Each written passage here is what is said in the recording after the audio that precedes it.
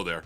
I'm the Real Life Fake Wizard. On April 27th, 2026, I posted a video called Cancel Your PlayStation Subscription, where I detailed that the internet discovered that PlayStation had secretly added a DRM protocol into PlayStation 4 and PlayStation 5 digital video game purchases.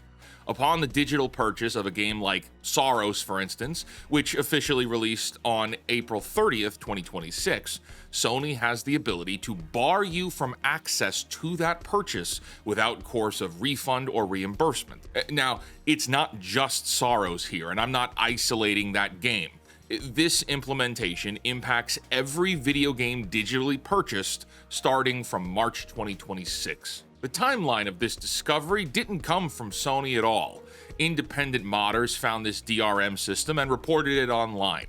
Then a group of media preservation researchers reproduced the findings with the same results. At this point, the world started to find out something was going wrong.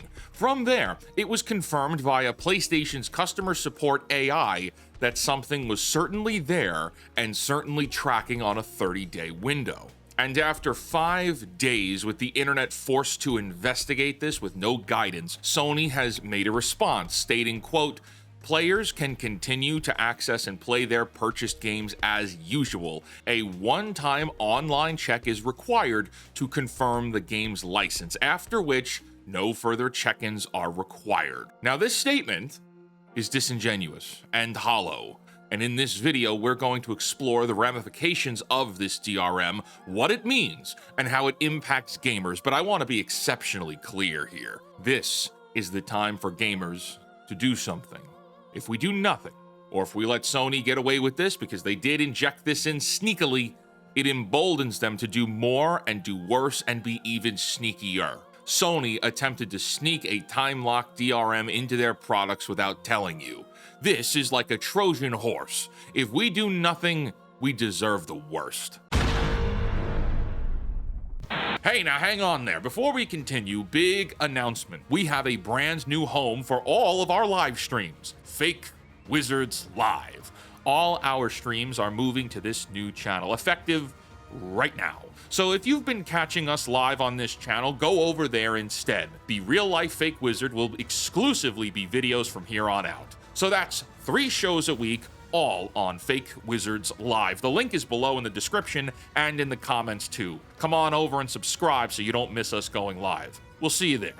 Let's begin by analyzing this statement Sony released and was published by GameSpot. Players can continue to access and play their purchased games as usual. A one-time online check is required to confirm the game's license, after which no further check-ins are required. That is the entire statement on something that critically needs clarification. There is no acknowledgement that this rollout was done secretly, or why it was done at all. There is no discussion about the 30-day timer, or why there would need to be a 30-day timer if the DRM is meant to check only once, as per their language. As of right now, there have been no updates to the end-user license agreement, storefront language, or the product pages to tell customers about these changes. Sony's own AI bots have produced contradicting chat support, where some confirm the existence of a DRM and others downplay it as not real. What's the truth? The Sony statement is incomplete in ways that materially change its meaning.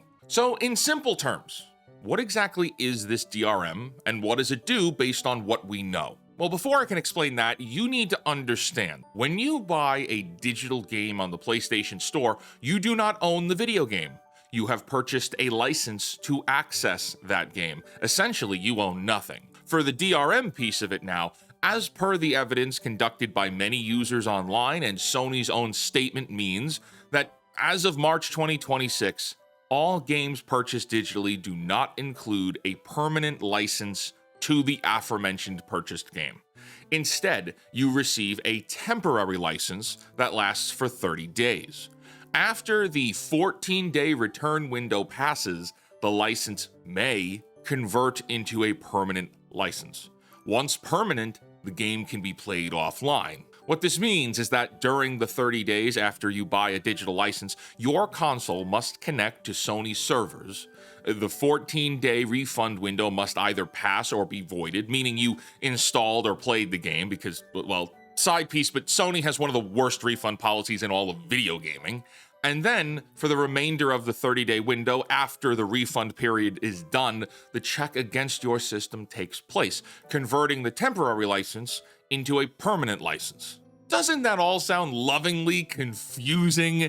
It doesn't need to be, because none of this is essential to gaming. Another variable that remains unclear is exactly when the conversion check actually arrives. The community testing strongly suggests it happens automatically on Sony's end after the 14-day return window closes, but only if the console is online to receive the updated license. And that makes things a little more complicated, meaning we also don't know what happens to a customer whose console is offline during the conversion window.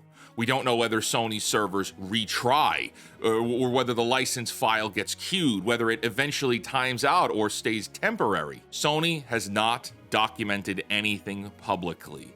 With a system this serious, deployed this quietly, by a company this evasive about the details, it would be reckless to assume everything is just bulletproof because Sony's spokesperson called it a one-time check. Because on the flip side, should this one-time check fail because of instances like the console being offline, or the internet being out, or the CMOS battery dying, which is guaranteed to happen around the 10-year mark from point of purchase of a PlayStation 5, or perhaps because Sony's servers are just simply unreachable, well, your temporary license expires and your game will refuse to launch. The error message reads, "Can't use this content, can't connect to the server to verify your license." There is no reason for any of this.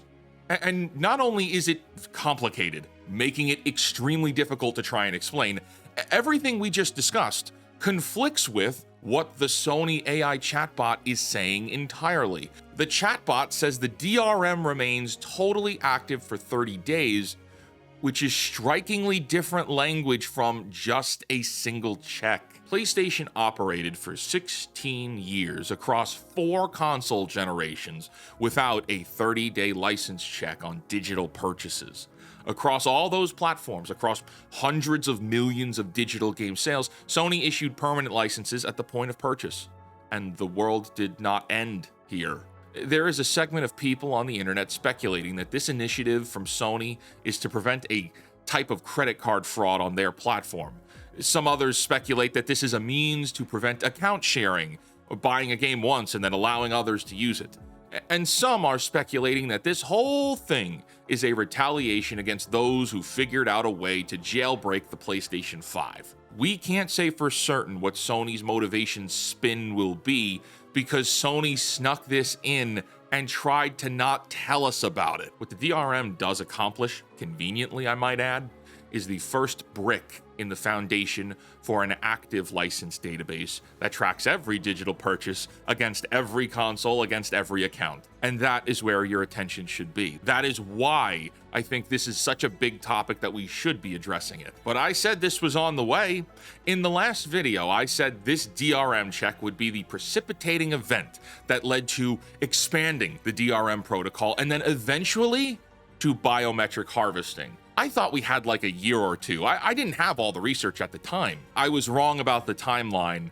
It's happening right now. On April 20th, 2026, 6 days before the 30-day DRM story broke publicly, Sony Interactive Entertainment began emailing PlayStation users worldwide announcing mandatory age verification for the PSN communication features. The deadline in the United Kingdom and Ireland is June 2026. That is 6 weeks away from right now.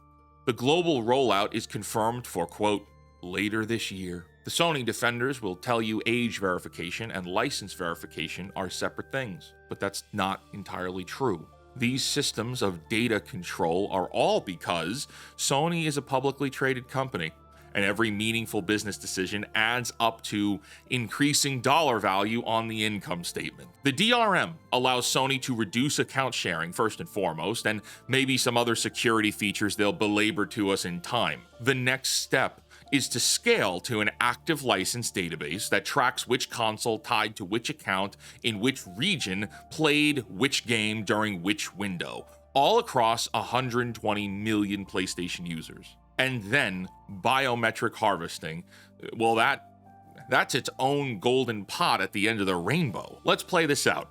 Sony would already be tracking what device played what game.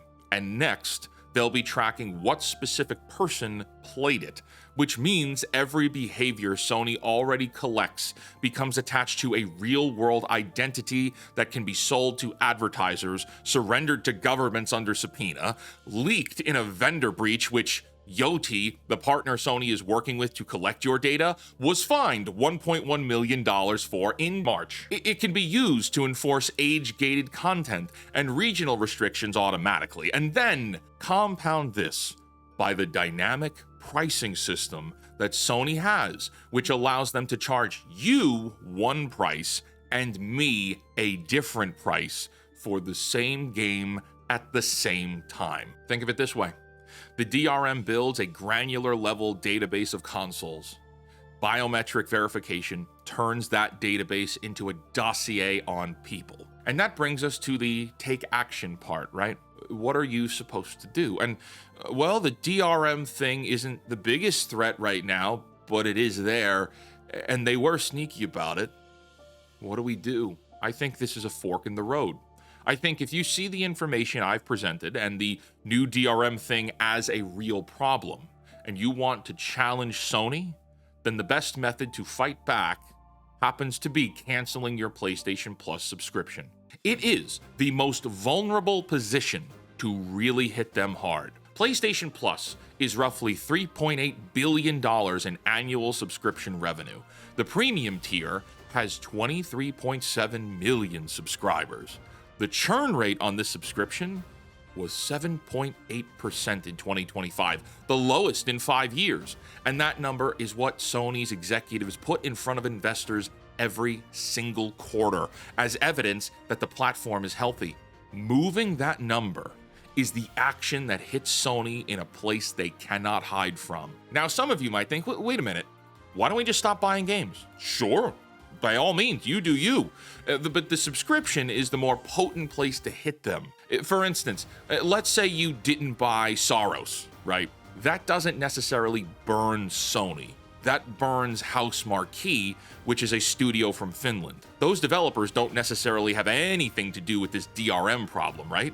And this is not me advocating for that game. I'm just trying to make clear in order here that if you want to hurt these corporations like Sony, like Disney, like Netflix, you punch them in the subscription service.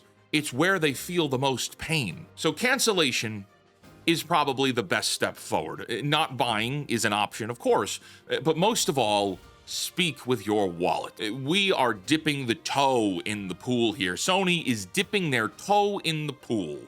What's next is the cannonball, and in this scenario, gamers don't know how to swim. Until next time, my friends, create, innovate, inspire others to do so as well, and for the love of God, cancel Disney Plus. And in this case, maybe cancel PlayStation Plus too.